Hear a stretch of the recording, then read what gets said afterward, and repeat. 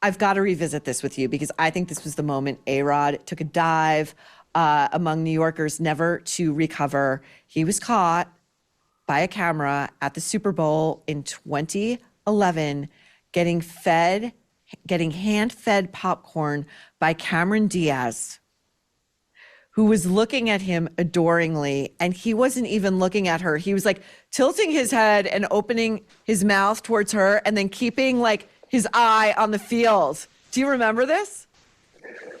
I do, and it makes me sad because I like Cameron Diaz, and I really want to just kind of not remember or ignore this part of her life, their life. It just no reason for it to be out there. It's just A-Rod is just a disgusting human being. I guess everybody makes mistakes. Hers was just publicly done.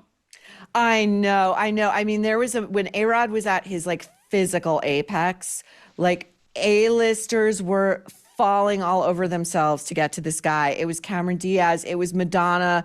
Their affair allegedly broke up his marriage. Although the New York Post did catch him on the road, exiting the tour bus or entering his hotel with a woman who had the bill of a pro male wrestler.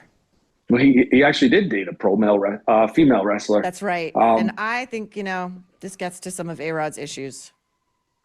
Could be. So the other thing I go back to thinking about with this, if this is really a redemption tour, right? In the beginning of not to give anything away, but he speaks about mental health. And I think that's really an insult to people who are out there actually struggling with their mental health.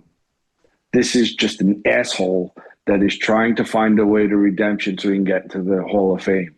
So his path to doing that is to create a documentary that his daughters are going to have to see, right? His 17-year-old daughter, now I'm going to speak from experience here, right? I have been through the teenage years. I'm on my way going through it again. And there's a certain point that you're just a public embarrassment just by breathing air.